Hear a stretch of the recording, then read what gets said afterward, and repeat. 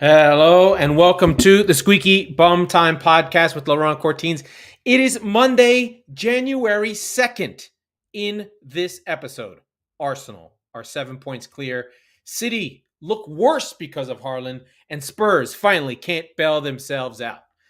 But first, the Christmas period is coming thick and fast. I'm going to talk about the results that have just happened, and I want to really take time to discuss Arsenal.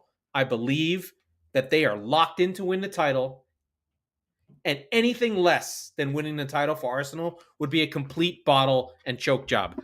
But first, we're going to do the quickest 30 seconds in sports, well, more like 3 minutes. The scores for the Premier League for the match week that just passed, which I believe was 16 or 17, depending on your team. It started on Saturday, the early game. Manchester United 1-0. Manchester United 1, Wolves 0. A goal by Rashford puts Manchester United's winning streak on 6. They've played well since they only lost one game since they lost to City. The goal came late. Rashford had been disciplined. He's overslept, and we saw Ten Hag really show the team that there's discipline. Rashford came on. He was the difference maker in this one. A give and go. He kind of had been floating in and out of the game for the first 25 minutes since he came on at the half, and then really explodes on a really nice goal from Bruno Fernandes. You know, generally since whenever Ronaldo's not been in the team, Bruno Fernandes has actually been the player who's been sticking things together. But, you know, United get the job done. They don't really give up much to Wolves. They do play with Shaw at the back again, and they are in good shape. Next up, we go to the 10 a.m. the 3 p.m. games. We had a regular full plate.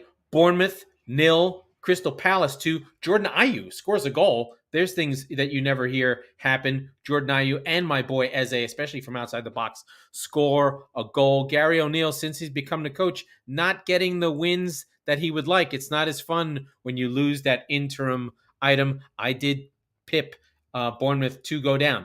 Then my beloved Manchester City draw with Everton. Oh, it's so painful.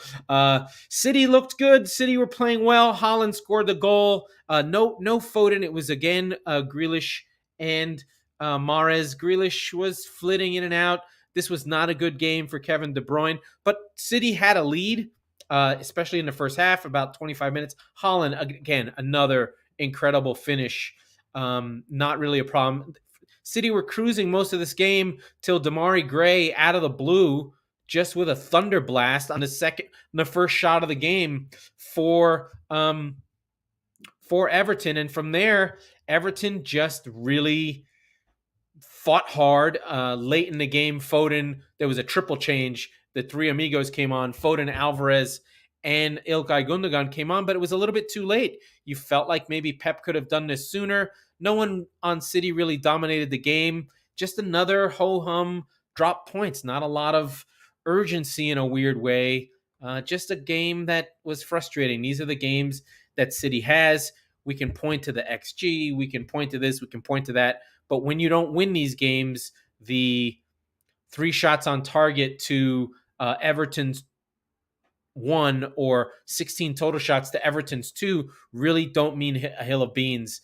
And the performance was okay, but ultimately that clinical finishing. And I do wonder, especially after last season, are City better without Haaland? And we can talk about that later. Of course, they're not better, but you know what I mean. Fulham defeat Southampton. They take a 2-goal lead. Southampton get a goal late from James Ward-Prowse. How else on a free kick? Because he's a goddamn legend. They also missed a penalty. So this game could have been a little bit different. Ward-Prowse with 2 goals, an OG and scored a goal. I don't recall where the save was. The penalty saved, right, came. Mitrovic missed one on 96. So Bazzuno does get a save, even though he's a terrible goalkeeper, like I said last week.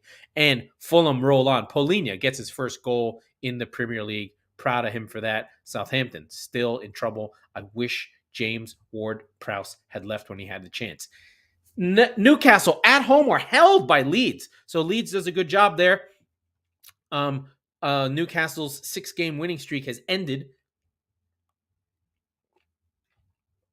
And now Leeds gets a good point. They're not in a relegation zone. They're sitting in 16th. They've got to feel good there. And then the games, we'll talk about Arsenal in a minute, but Arsenal had won 4-2 against Brighton. Brighton had a chance to get back into this game. There was an offside call that was a centimeter offside that could have brought the game to 4-3, but Arsenal were dominant in this game. Saka, Odegaard, Nketiah, Martinelli. That's 2 games in a row that their front have scored, and this time they add in Odegaard.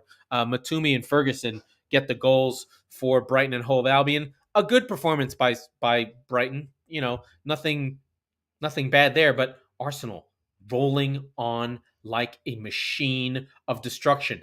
Then, Spurs again for the 7th game in a row give up 2 goals. This time to Villa. This time there's no comeback. There's no Betancourt. There's no magic. And Spurs lose at home 2-0 to Aston Villa, which is just brutal. Conte does Conte things, really poor from him. He's, doing his things that he does where he says the team is terrible and no one's going to win. And then the last game on Sunday was Forest 1, Chelsea 1. Raheem Sterling gets the goal early, but second half, this Forest just come out in full flow and boss Chelsea around. Chelsea have 70% possession, but only take 7 shots on target. Nottingham Forest doesn't have the ball, but when they have the ball, they shoot. They put 5 on target on 12 shots, and they deserve to win this game, frankly. Wolves are getting better. They have the midfield now with Yates, who's their heart and soul guy, Freuler, who's a really good player, and then Mangala came in, and they're starting to solidify there. Morgan Gibbs-White is their best player. He plays at the tip of their attack, and then Brendan Johnson had a chance on through, and then Taiwo Awoniyi on the other side. So my guy Cooper finding his team, finding it. They don't give up much, but when you play Chelsea, you've got to just come and punch them in the mouth because they're weak right now. They don't have an identity. They're in bad shape. I wrote about this on Twitter, talking with pundits. I don't want to say XG is everything, Manny, but when you're trying to tell a story of a game and the XG favors Nottingham Forest over Chelsea, that says something to us. That says that in a draw, Forest had the better chances and probably could have won this game on another day. That's all it means. Not that XG is the be-all and end-all, but when we're examining a game and we didn't watch it or don't have it all, we can sort of get a story of the game by looking at the XG. So that's all I'm saying. Yeah, Chelsea are still sputtering, and we can talk about them later. But really, this episode for me, I will talk about Liverpool, but I want to get to, that was last week's match week. We're coming into this week's match week. 1 game has already been played. Liverpool lost to Brentford 3-1, and that is a big deal, but I really want to track into Arsenal. Arsenal are the best team in the Premier League this season. That's not disputable. 16 games, 14 wins. Their underlying XG is there and thereabouts with City. They're on 17.2 while City is on 21.7. But for a team that has not been behind but for 30 minutes all season, that actually says more about Arsenal because they're close and City have been behind in many games. And so that says to me that Arsenal's quality has been there and they haven't had to attack people much. They haven't had to keep going. They could have much more XG if they were behind, and they haven't been behind very often. So they're sitting on 2.69 points per match. City's on 225. To give you a sense of last season, City were on 2.45, Liverpool on 2.42, and City got 93 points last season. So Arsenal are on a pace that is going to take them nearly over 100 points for the season if they sustain this. Now, I don't know if they can sustain it. My argument here is really that the narrative for Arsenal is, can they win the league? I don't think that's in doubt. The narrative should be, they're going to win the league. And no one should be surprised by this. They are on 43 points of a possible 16 games. 16 times 3 is 48. They've dropped 5 points all season. Out of a possible 48, they have 43. That's insane. That's a massive number of points. Arsenal fans, don't get giddy. You should start expecting this. This should not be a surprise. This should be a fucking coronation. You should romp to the title right now. And the idea that there's some hurdles that Arsenal have to cross, they've been crossed. It's over.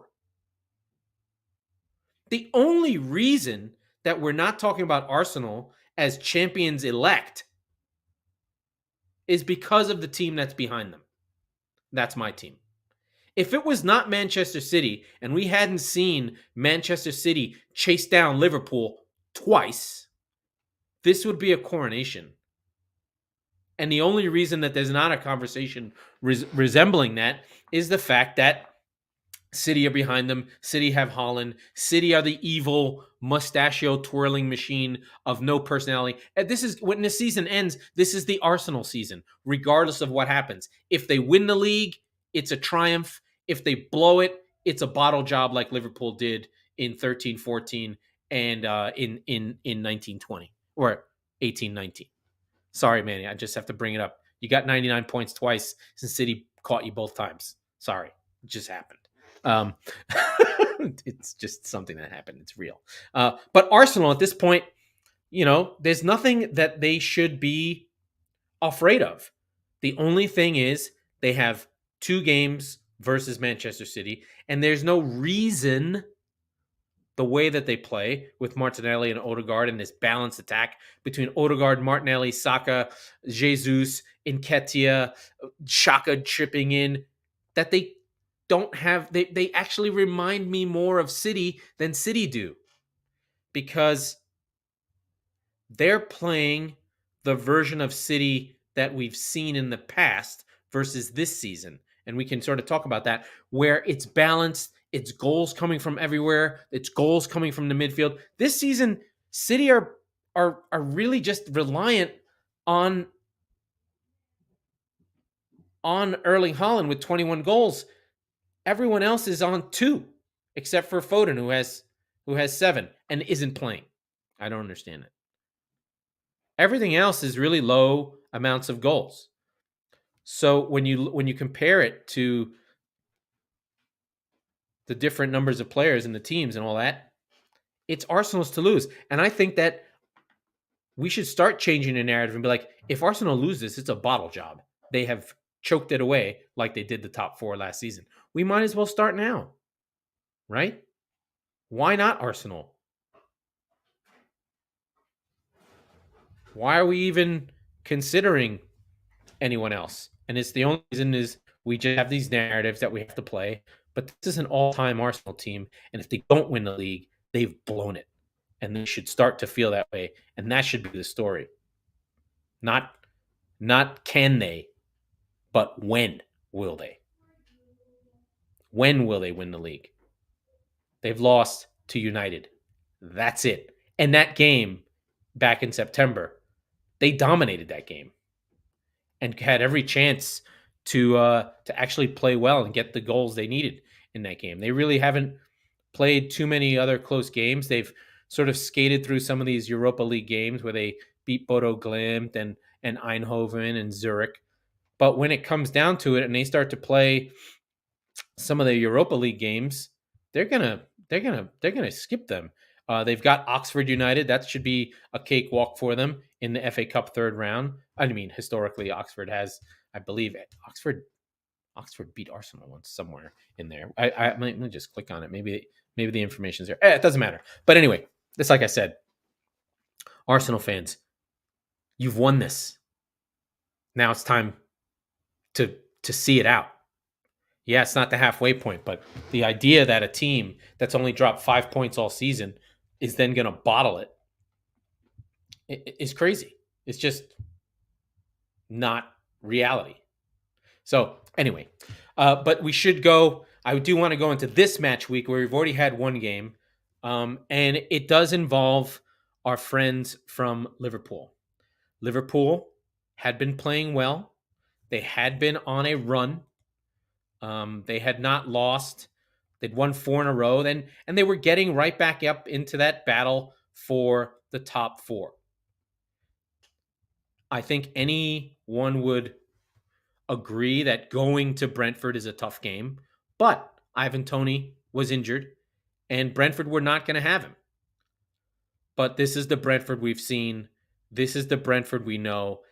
And Liverpool came out flat, and they really didn't create much early in the game. There were some chances for Nunez, and you can guess what? He missed because that's what he does. Blocked off the line by Ben Mee on an open goal, frankly. There was some early scary moments. Mbeumo just busting a gut past Van Dijk on a run. Van Dijk ended up getting pulled in this game. The left side of the back line ended up getting pulled. So Van Dijk and Tsimikas get pulled off in this game. And the midfield just doesn't do enough against in the first half. Brighton were better. Brighton did what Brighton does. I know that sounds nothing, but what does that mean? What is it that Brighton does that Liverpool don't do, especially at home? Brighton has a way to play. They hoof it. They defend with their whole hearts. They run hard. They put effort. They maximize what they have and how they do it. And they get you on set pieces. I believe in the first half, Brentford had 2 disallowed goals by VAR, close. Wissa had 2, but Wissa did score one, and then Konate put one in. So they had 2 goals on set pieces.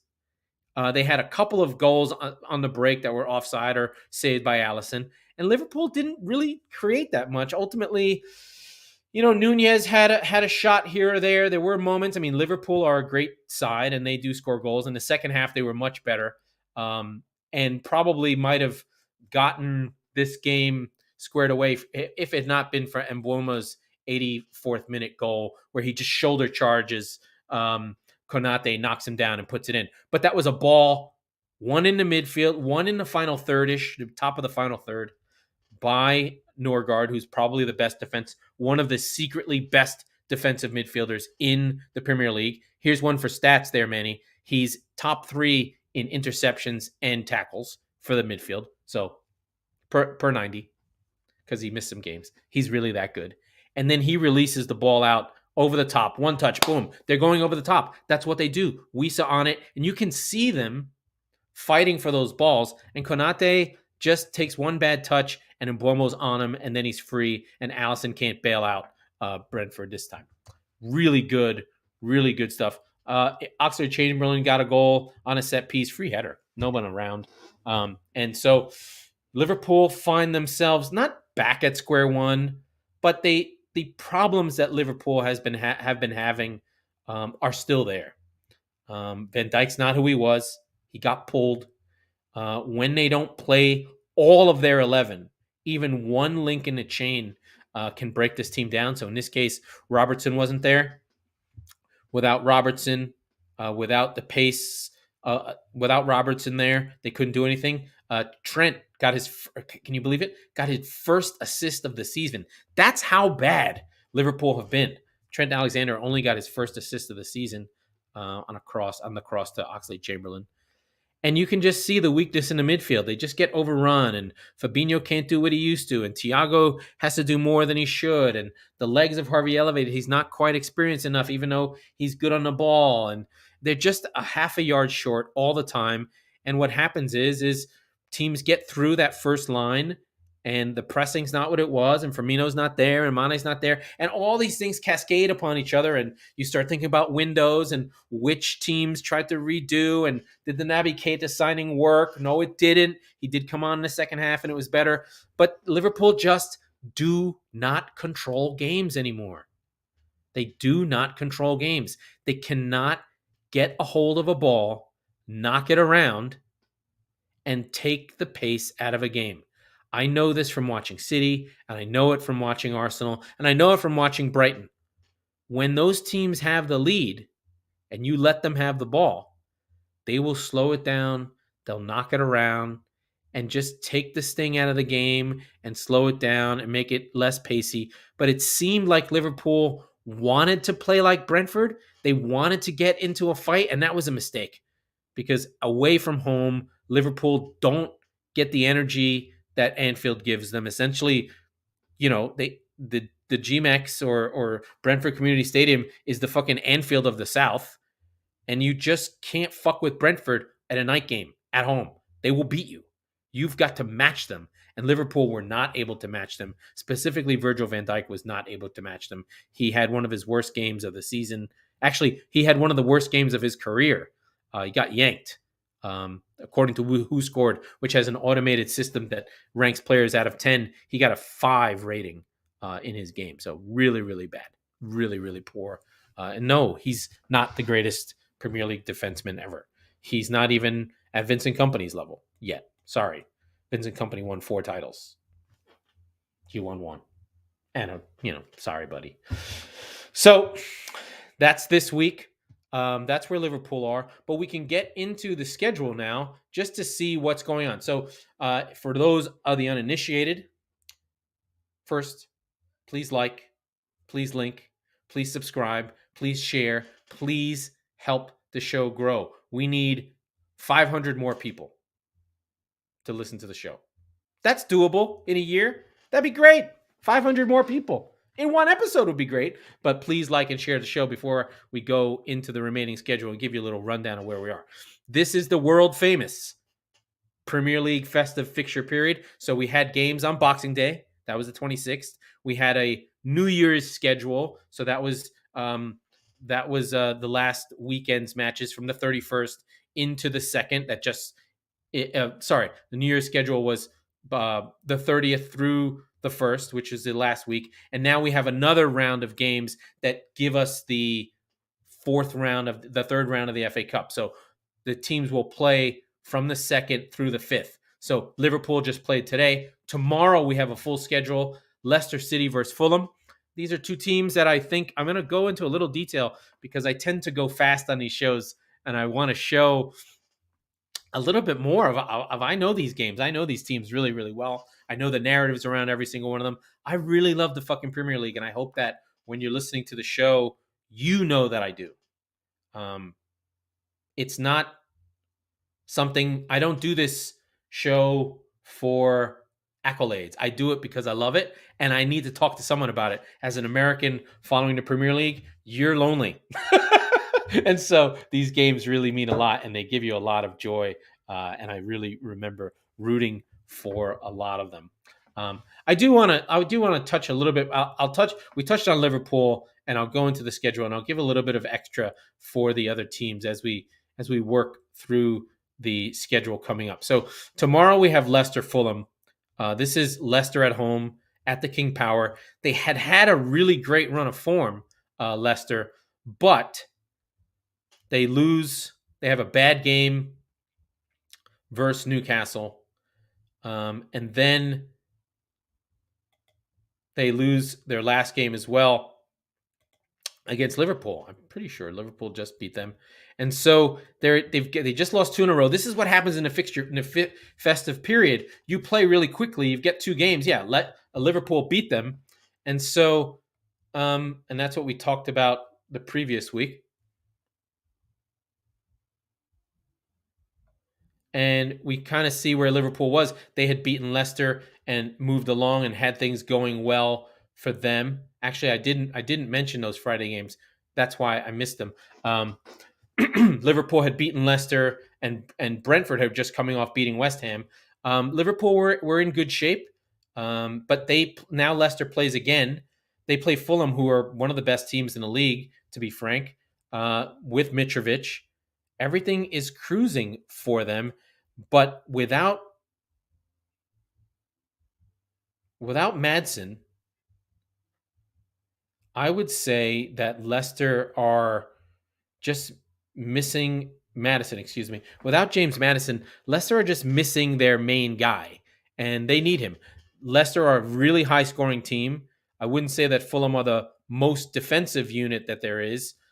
They do rely on their own goal scorer, but they're liable to ship goals. So Fulham are in a group of defensive teams. All that 5 to 10 have given up around 25 goals, except for Chelsea, who have a much better goals against system there. But Fulham are right there with everyone else, and they're going to try and jump Brentford. And if they win this game, they'll be right on level with Liverpool. So it's a big game for Fulham and Leicester. These are two teams that are probably at the same level. I think this is a game to look out for. The last Leicester game, Wout Weiss, who I'd been extolling, gave up 2 own goals that were magical, giving up 2 goals to Liverpool in magical fashion. Liverpool, again, the luckiest team in the world.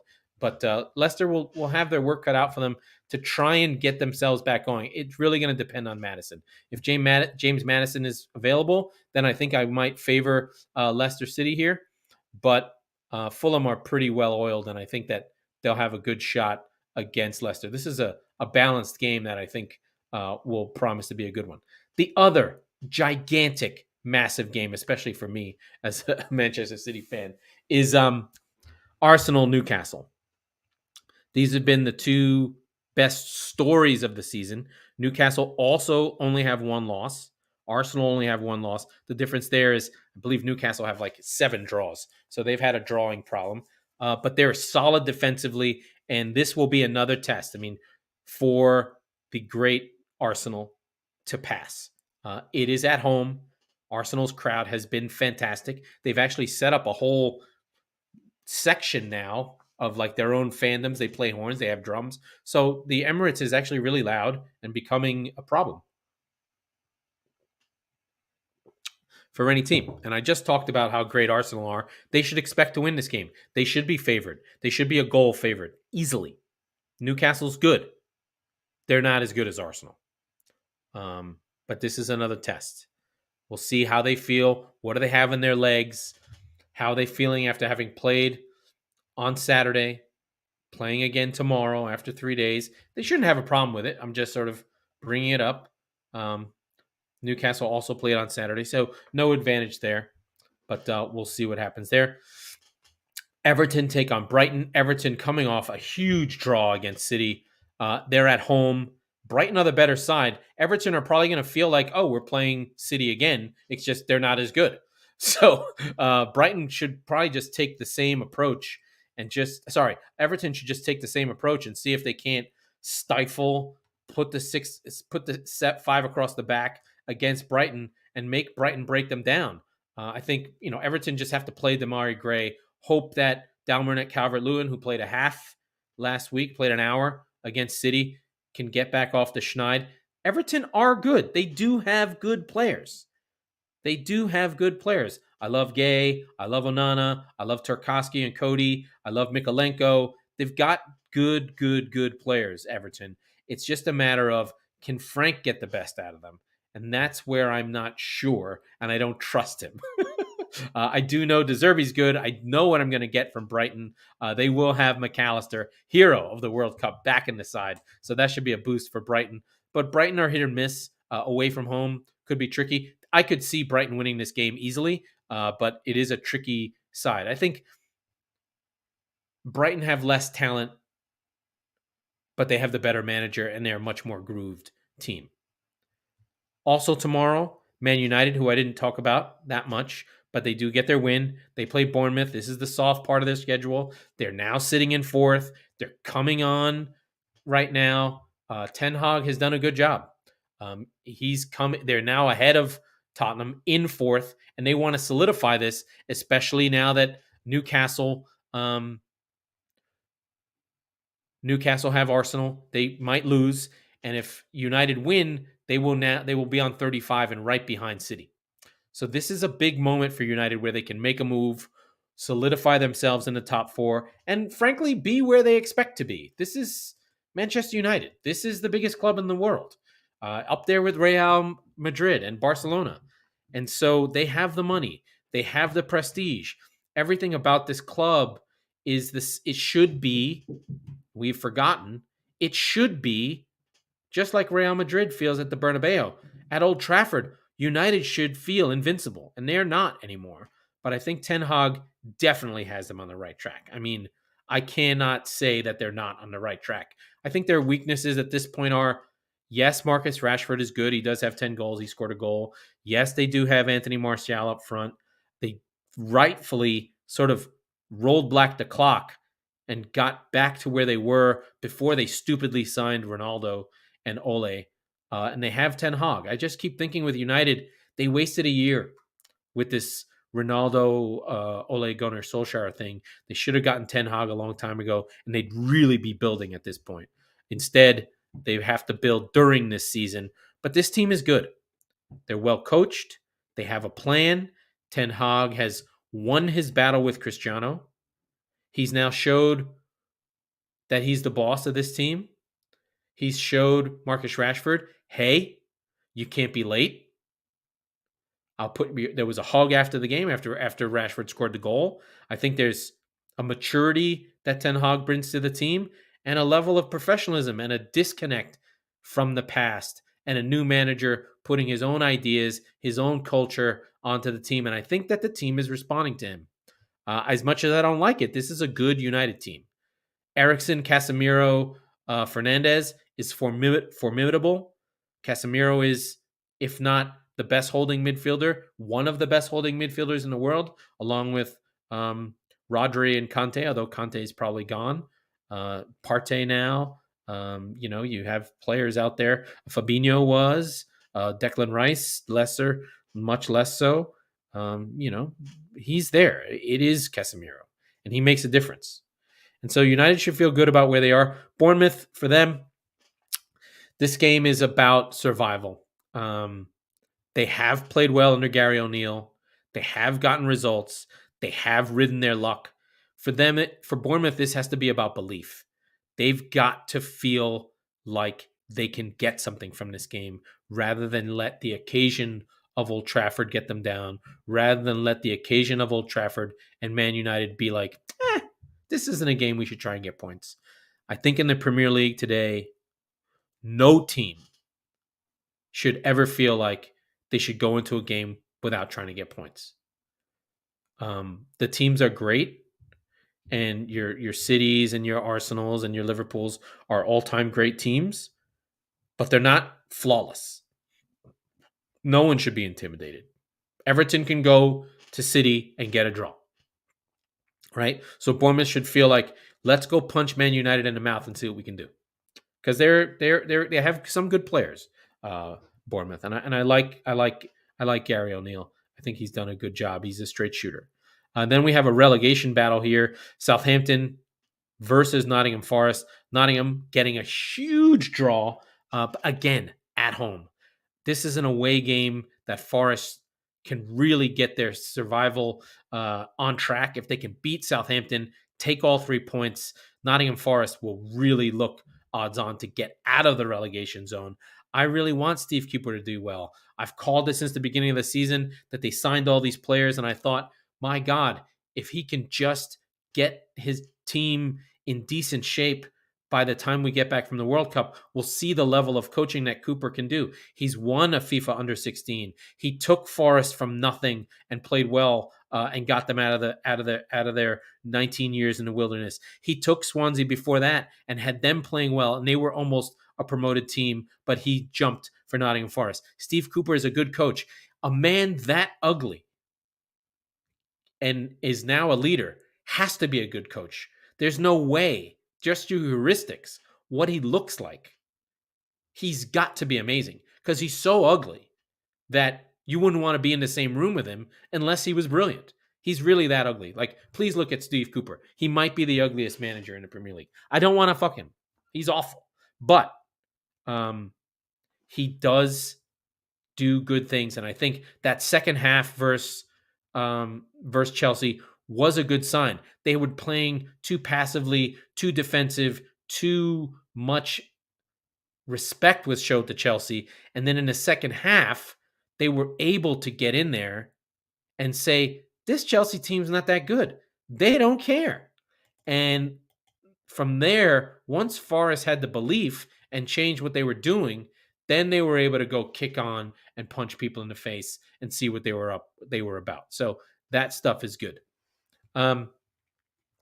We do have I did realize that last week I did not mention the manager of of Southampton. It is Nathan Jones. Nathan Jones is now the manager of Southampton. He had done a good job at Luton from 16 to 19, but then he took on the Stoke job and he was terrible. Couldn't get the team of sort of professionals to listen to him and move forward. But he did go back to Luton and had more success. At Stoke, he was awful, like an abomination. Only won 15% of his games and couldn't get the team to play the way he wanted to. But as a Luton town manager, he did bring them up in 17, 18, has won manager of the month multiple times and was manager of the season in the EFL last season with Luton, who are having financial problems. And he played all young players. So logically, it makes sense that Nathan Jones is the manager of Southampton. The question is he ready for this fight? The champion, every level you go up, you have to prove yourself every time. We're learning that with Potter, right? It's one thing to be at Brighton. It's another thing to be at Chelsea. It's one thing to be at Luton. It's another thing to be at Southampton in the relegation battle. So we'll see what Nathan Jones is made of. I think we're going to find out that Ralph Hasenhüttl was a really good fucking manager and that Southampton are going to go down. That's just where I'm at with them. I want to see Forest stay. I think we can say goodbye to Southampton.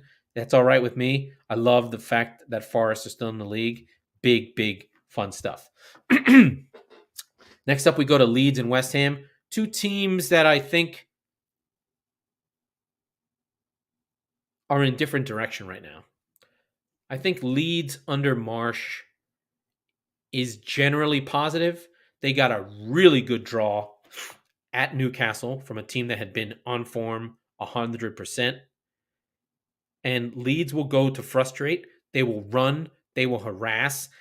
And they will take the game to West Ham. Tyler Adams is back. We know about him. We know about Rodrigo. But Leeds should go to West Ham and try and beat them. This West Ham team is fragile. They have the most quality out of any of these teams in the bottom of the league. But they were flat on Friday against Brentford and got beat really badly at home by Brentford. This was not a close game. And I think Moyes is in trouble. David Moyes is a great manager. He's an all-timer. But he simply is unable to adapt his new players quick enough. There's a level of the players that he's brought in that he needs to get them to. But he seems to be unable to accept the risk that the players that he's brought in bring. Now, what does that mean? Paqueta, Scamacca, and a couple others are players at a level beyond Moyes' level, to be frank. This was the issue he had at United. He is very much a bunker, defensive, better with players who are striving to be of the level that they're playing at versus players who are at the level and need to go higher.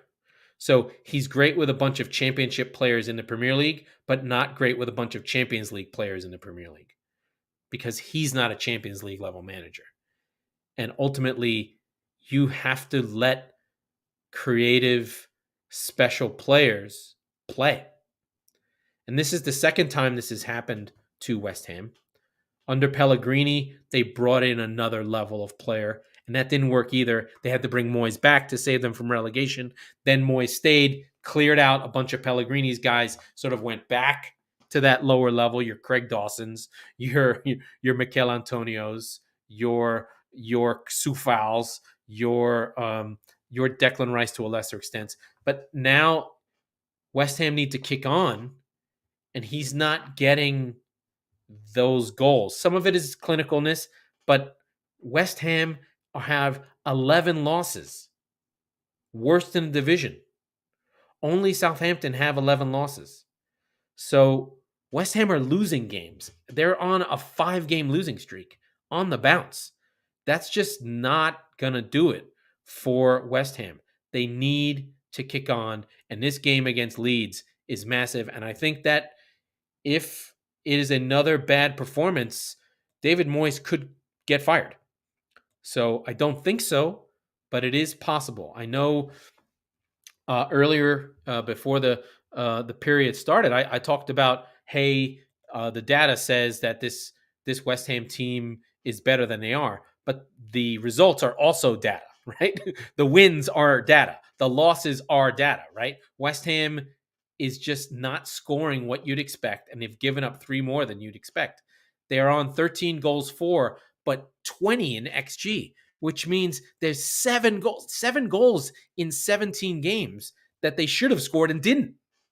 So they're really hurting in terms of goals they should have scored. And I haven't watched West Ham enough, and maybe Tony Sarasso, please tell me if you listen to the show, which I don't think you do, but that's okay. Do West Ham squander more chances? Are they just, when you're watching their team, are they simply just like, where is this goal that I missed that didn't show up? The culprit off the top rope is Jared Bowen, who was 10 and 10. He's down. His XG is 4.5. He only has 2. But then throughout the side, there's a bunch that's missing. I was curious about Scamacca. Scamacca's not really on. But if your team is in good shape, if your team is good and has talent, you should have many more goals than your XG. XG usually lags a little lower. And so good players always outperform their XG, right? Like Harry Kane for his career is probably 50 goals over his XG. Hinman Son way over. So good. And then like someone like Raheem Sterling is right on his XG. So that sort of gives you a sense of when you're on your XG, it means you miss chances, but then get them. And if you're over them, you're clinical. You're like Kane and Son, who are probably the 2 most clinical finishers in the Premier League, along with, I wouldn't say Salah's clinical, but when he's on, he's on. Haaland is clinical. He's on 21 goals on 14 XG. So he's scoring goals that no one should score, but he does anyway. And probably like James Ward-Prowse or something like that. Anyway, it doesn't matter. Anyway, the point is West Ham are in trouble. They have 11 losses. This is a big game for them. Leeds should feel like they're going to get this, and there's no sympathy. When you're Leeds, when you look at West Ham and they are in your schedule, you should think, we're fucking beating these because they're weak. We're at home. We're going to take Ellen Road and we're going to ram the fucking ball right down your throat. And that's what Leeds should feel like they're doing. Now we go to the West Midlands. This is a fake derby. I didn't know this, but I learned it today. Aston Villa and Wolves, although in the same region, have no beef. They don't have a history with each other. Aston Villa's primary rival is Birmingham City, and Wolves' primary rival is West Bromwich Albion. So there are 4 teams that are semi-big in Birmingham, in the Birmingham area. So Aston, Wolverhampton, both city neighborhoods within the greater Birmingham area. But Villa and Wolves are the 2 representatives of this area, so we try and make a derby out of them, but there's no derby. Wolves coming off the loss to United. They should feel like, they're still not scoring, but I thought they played okay in that game. Traore came on, did his Traore thing, but they still don't have a finisher. Raul Jimenez cracking his skull just essentially ruined his career, and they really haven't been able to replace him. Diego Costa's not doing it. Podence did score a goal, sort of. But Villa, I think, under Emery, I had been saying this. Mike and I had both loved Aston Villa. They have a very balanced side and now have a good manager who's going to get them moving. They're too good to be this bad. Ollie Watkins is something else. Leon Bailey and McGinn and Diaz and Diaz and Konza and Emi Martinez will be back. This team's just too good to be this bad. Luka Dean is so good. Then Donker doesn't even play. He's an international for freaking Belgium. Buendia scored a goal. This team is good. Why Ashley Young still plays fullback is beyond me. He must be an all-time great player, but he's still there. And still, Philip Coutinho's on the bench. I was thinking of Douglas Luiz, who scored a screamer of a goal, in the Spurs game that just went so bad. Hugo Lloris just fucking yacked it. I sort of didn't touch on it, but I'll touch on it when we get to Spurs' match this week. But just a brutal win there. I would expect Aston Villa to think that they can win this game. Lopetegui's a good coach. We just have good coaches everywhere. So the funny thing is with this Villa Wolves game, it's Lopetegui versus Unai Emery. Both, it's the Europa League winning Sevilla derby. Both won the Europa League with Sevilla in the last 5 years. All right. And now we go to Wednesday. This is still Wednesday, the late game. Crystal Palace at home, night game against Spurs. Spurs, just sputtering Spurs. The loss against Aston Villa, really bad. Lloris gave up a really shit goal. Miles out, and then put in front shot by oh God, what the? I just looked at his name. A shot in on goal. Lloris hits Lloris in the chest. He spills it, and then Buendia fires at home. Just really poor again from Spurs. They seem unable. Sorry, Douglas Luiz took the shot and then scored another worldie on 73. Just not able to get out of their own way, not able to move forward, and not ship goals. They just can't defend. Ben Davies is still playing. Longley, he benched Dyer. Højbjerg and Basuma, I'm not sure what they're supposed to do. They're clearly not playing balls into Kane. Kane barely had a touch of the ball. I think at this point, this is on Conte. You're trying to play away with a team that doesn't have the players to play it, and you just continue to complain that you don't have the players. How about you play with the players you have? Show me you're a good coach. Stop complaining about not having wing backs. Adjust your team so you don't get exposed by not having good wing backs. Do you know what I mean? Can you only play one way? Is that the problem? Spurs fans have got to be killing themselves. They're sitting there probably going, Pochettino's out there. Can we just let Pochettino coach the team? Just bring him back. He's already got way more players than he ever wanted. He doesn't have to deal with Dele Alli, who's, I think he's dead now. I don't know where he is. He's like, who's this crazy Perisic guy? He's awesome. Oh, Brian Hill? Yeah, he's awesome too. He's got a cool haircut. Oh, Pierre, you're still here? Oh, look at this. He's Basuma guy. He reminds me of Victor Wanyama when I used to win things. Do it. Bring it back. They're already fit enough. You won't need the Pochettino two-a-days. They'll be so happy to see this team attack and try and play. Will they still ship goals? Probably, because they still haven't signed a really good center back. Japhet Tentanga and Sanchez are still on the bench. And it's just nothing there. And I don't care, Mike, what you say about Hugo Lloris. He's bad. He's not on the level. He's not at Ramsdale's level.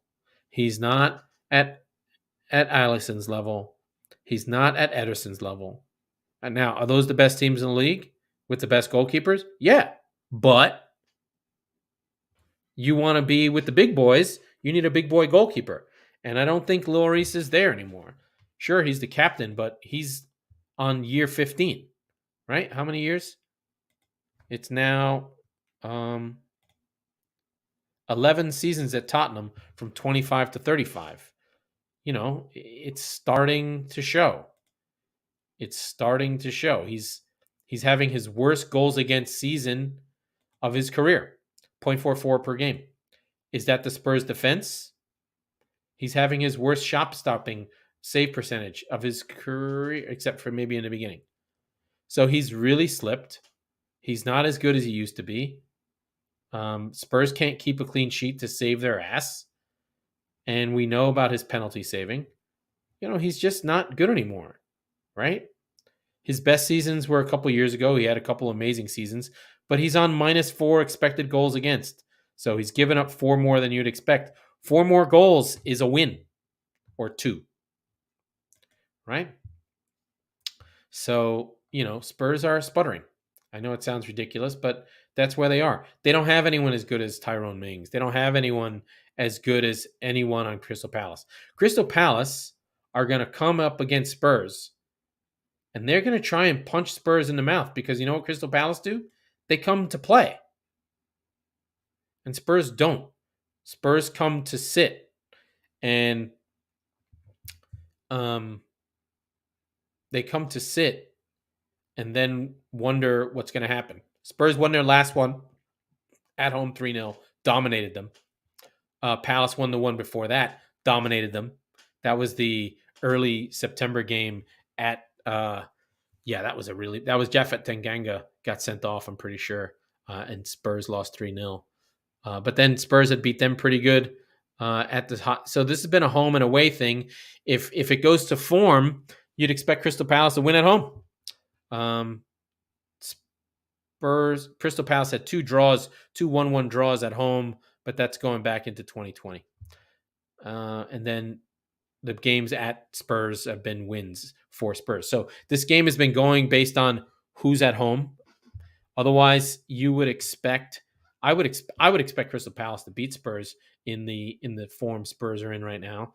Spurs should hope that they can get a draw, because if they give up another 2 goals, they're going to lose to Palace. And that's a fact. Okay.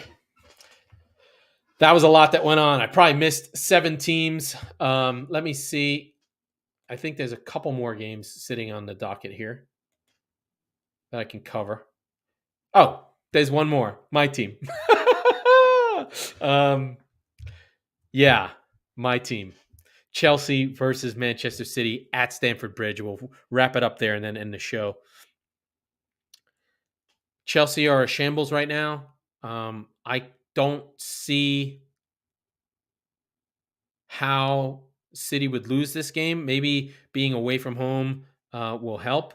City have been just really, really good of late, but I do have concerns about the reliance on Haaland. When City, those 2 seasons that we won the league, the last 2 seasons, without Aguero and not really having a focal point, it would get frustrating when we'd get stuck and bogged down. But at least you knew that the team as a unit was trying to score goals. They would come from anywhere. It could be Sterling. It could be Foden. It could be De Bruyne. It could be Gundogan. It could be Cancelo. Anybody. Now I think teams know that it's going to be from Haaland. And unless a player is playing who has the guts to shoot, all the passes go to Haaland. And so one of the things I like about when Foden plays, he hasn't played the last 2 games, is that he shoots. Even though it pisses off Pep, it pisses off Haaland. De Bruyne hasn't been shooting as much as you'd like. I think City need to get back to acknowledging that there is this new presence there, but not getting rid of their whole game for the sake of Haaland. He's taking on a kind of, not that he's like Cristiano, but a kind of deference to Haaland that is to the detriment of the team, I think. In the small moments, like, yes, he has 21 goals, 22 goals. He's been incredible. Kevin De Bruyne is on 15 assists. All of it is right, but there are moments for City when it bogs down that they've got to get out of common patterns and start to freelance and get into different patterns of play. I don't think the defense have been bad. Kanji, Stones has been great of late, I have to say. But Chelsea, on the other hand, can't score. The defense has been good, and they defend by keeping the ball. So I expect that your Jorginhos and stuff will keep on the ball. But what we're not seeing from Chelsea, and I think something that is not talked about is this team. Chelsea had a culture. And whether we like it or not, that culture came from Abramovich, was transmitted through Marina Granovskaya, and I think was founded by Mourinho. And it was a winning culture. And if things don't work, you fucking get rid of it. And if that might mean the players say, I don't like this coach. He's not where we want him to be. And in which case, they would change the coach. Or the coach would say, I don't like this. We're going to win. We're going to do it my way. So very strong personalities within the club.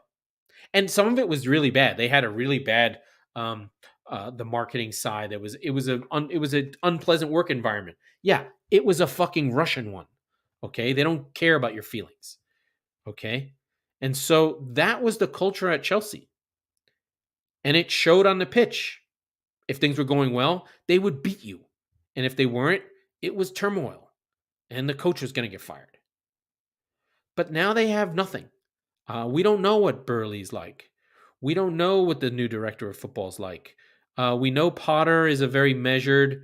He's Graham from Solihull. A guy who was a university football coach and very academic. He did cool stuff at Ostersunds. He did cool stuff at Brighton. I love him. I don't want Thursday to be the day that he gets his team to play for him. But there are levels here. And going from Brighton to Chelsea is different, especially as it's a Chelsea team that is listless. They didn't play for Tuchel. They are not playing for Potter.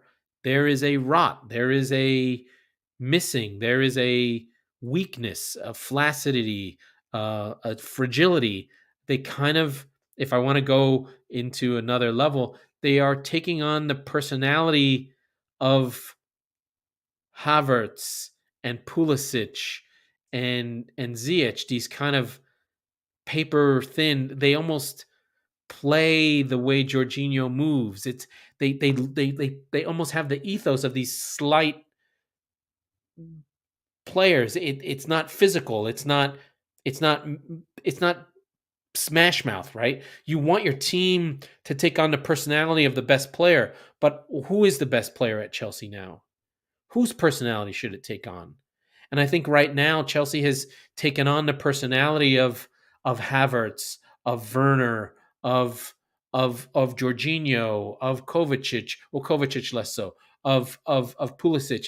These sort of shifty, kind of meek, ball players, but they're just there. They're quiet. They're unassuming. They don't kick you. And while I guess you'd really want the team to probably take on the personality of Silva, Thiago Silva, and Azpilicueta, those guys are old. Your team can't assume the player of the old player, especially if they weren't there. Azpilicueta is weak and gets run past, and he doesn't do the things he needs to do. And Koulibaly's not quite there, and this doesn't seem to be something to hang their hat onto. And you juxtapose that with City, where City's personality is Pep's personality.